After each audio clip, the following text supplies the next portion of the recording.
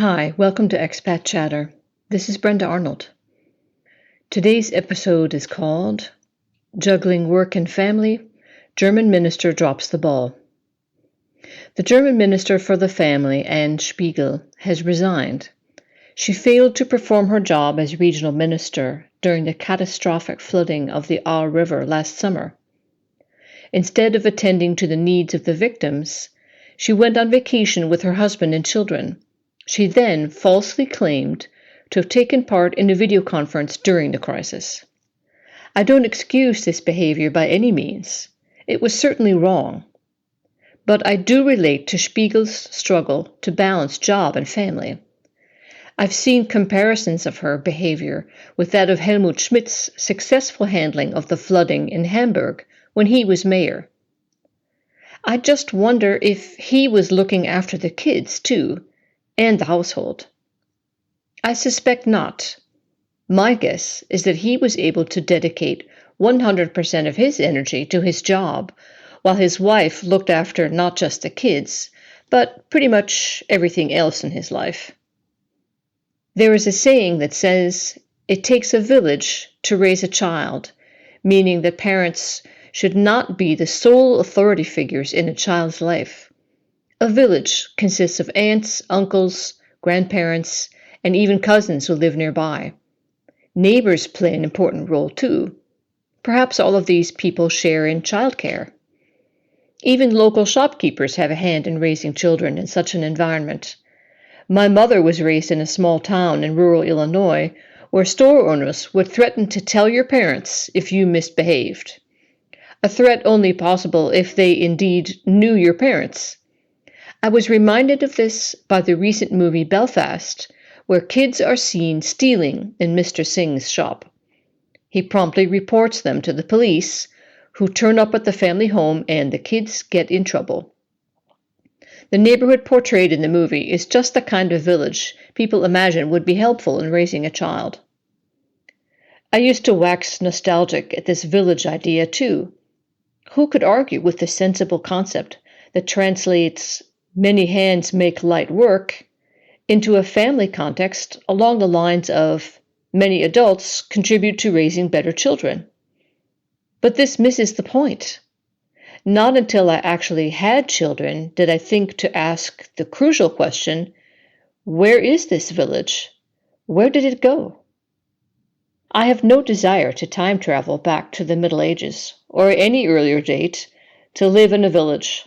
I quite like antibiotics and central heating, digital technology, and all the rest. But one hardly hears of what we have lost by exploding our villages into cities and suburbs. It has been too insidious, too slow, too blanketed in world wars, pandemics, and other more visible societal upheavals. The revolution in the home, by contrast, is unseen but all the more powerful. The Industrial Revolution upended our society, putting an end to the family, according to the historian Yuval Noah Harari. People left the countryside for the cities to work in factories, leaving their children with makeshift nannies who kept the kids inside all day in often dubious conditions. Just one of many side effects of this new societal order was the rise of rickets due to lack of exposure to the sun. This phenomenon is well known and documented, but what of the psychological impact on the children and their mothers? What replaced the web of family ties when mom started working in a textile mill 6 days a week, 12 hours a day? In my life, this village has a name: Excel.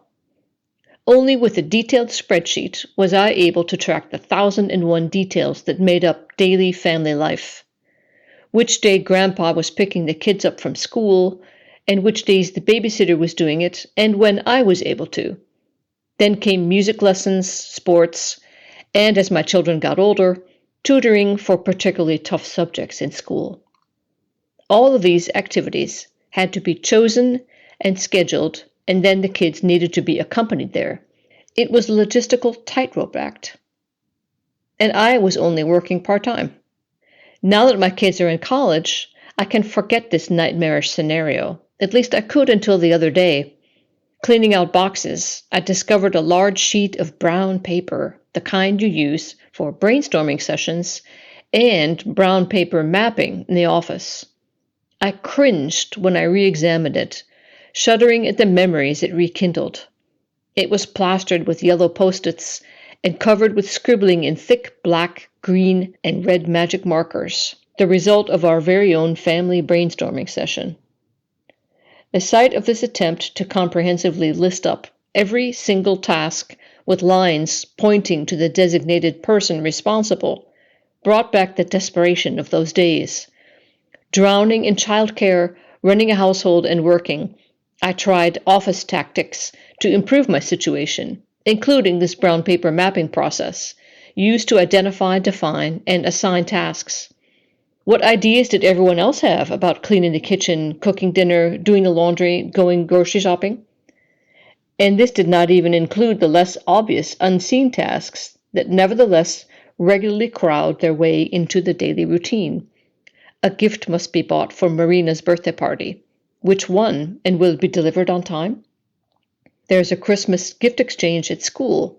What gifts would be appropriate? Now someone's fallen ill, and the whole schedule is out the window, including my work schedule.